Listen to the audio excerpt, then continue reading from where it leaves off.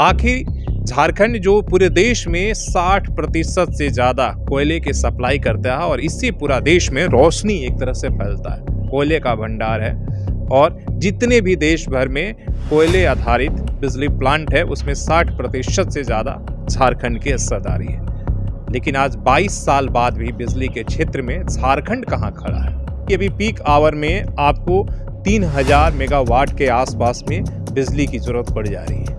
तो जहां 500 का उत्पादन हो प्राइवेट और सरकारी कंपनियां मिलकर, वहां 3000 का उत्पादन का इतना बड़ा गैप कैसे पूरा हो। दूसरी बात है कि आखिर इन 22 सालों में हम प्लांट क्यों नहीं लगा पाए, क्या बिजली को लेकर कोई नीति ही नहीं बना पाए। इसके बाद अभी तक ज़्यादातर जो ऊर्जा विभाग जो है वो मुख्यमंत्री के अंदर में रहा और इसके बाद हालात क्या है आज आप देख सकते हैं। तो बिजली के क्षेत्र में अगर सबसे ज़्यादा कोई जिम्मेदार है तो यहाँ के मुख्यमंत्री, इसलिए कि मुख्यमंत्रियों के पास अभी तक जितने भी मुख्यमंत्री रहे उनके पास ऊर्जा विभाग रहा और उसको लेकर कभी भी कोई बड़ा प्लानिंग नहीं हुआ।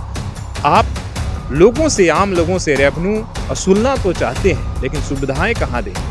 बिजली की आपूर्ति गर्मियों में 10 से 12 घंटे की कटौती हो रही है, इसलिए इतना बड़ा गैप। तो आप समझिए कि हम विकास की तरफ बढ़ रहे हैं या विकास के रास्ते में बाधा है। सिर्फ बोलने के लिए हमारे नेताओं की 70% जो है खनिज संपदा झारखंड के पास है, लेकिन ये 70% खनिज संपदा को लेकर आप कर क्या रहे हैं, क्या आपकी प्लानिंग है। आपने कभी वो नहीं सोचा और आपको प्लानिंग करने से कौन रोका है। नमस्कार, सोशल संवाद में स्वागत है। मैं शशि भूषण।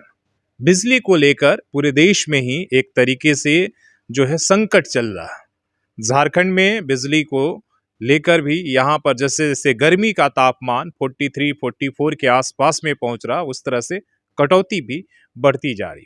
इसमें आम आदमी से लेकर इंडस्ट्री तक सब बिजली कटौती से परेशान है। आपको पता है कि इस देश में और इस समय में जहाँ बिजली नहीं वहाँ विकास की रफ्तार और आम आदमी की जिंदगी दोनों थम जाती है। लेकिन हालात क्या है, आखिर झारखंड जो पूरे देश में 60% से ज़्यादा कोयले की सप्लाई करता है और इससे पूरा देश में रोशनी एक तरह से फैलता है। कोयले का भंडार है और जितने भी देश भर में कोयले आधारित बिजली प्लांट है उसमें 60% से ज़्यादा झारखंड की हिस्सेदारी है। लेकिन आज 22 साल बाद भी बिजली के क्षेत्र में झारखंड कहाँ खड़ा है। क्या इन 22 सालों में झारखंड ने कोई बिजली उत्पादन का अपना बड़ा प्लांट लगा पाया। इन तमाम चीज़ों पर आपको नज़र डालना होगा, तब जाकर आपको ये समझना होगा कि जब जब भी बिजली का संकट खड़ा होता है तो झारखंड सबसे निचले जो है हाशिए पर क्यों खड़ा होता है। तो पहले हम आपको आंकड़े समझाते हैं कि आखिर बिजली प्राइवेट और सरकारी दोनों प्लांट मिलाकर झारखंड में बिजली का उत्पादन कितना है और अभी जब पीक चल रहा है तो उसे ज़रूरत कितना है, कितना बड़ा गैप है। आखिर पहले उसको जब आप समझिएगा, और इसके लिए दोषी कौन है कि इन 22 सालों में आपने एक भी प्लांट नया स्थापित नहीं किया। प्राइवेट सेक्टर के भी एक आध आए लेकिन बड़ा सरकार के स्तर पर कोई बड़ा प्लांट नहीं, या तो प्राइवेट स्तर पर नहीं भी बन पाया। तो पहले आप समझिए कि झारखंड में उत्पादन कितना है। TBNL जो सरकारी कंपनी है वो आपको अभी वर्तमान में उनके 2 प्लांट थे लेकिन एक ऑपरेट हो रहे हैं जिसमें 150 मेगावाट बिजली उत्पादन हो रही है।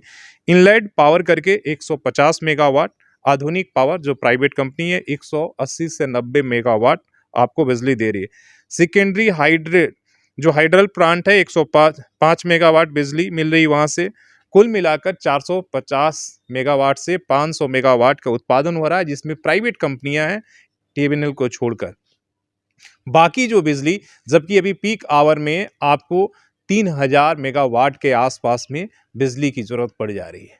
तो जहां 500 का उत्पादन हो प्राइवेट और सरकारी कंपनियां मिलकर, वहां 3000 का उत्पादन का इतना बड़ा गैप कैसे पूरा हो। तो ये समझना होगा।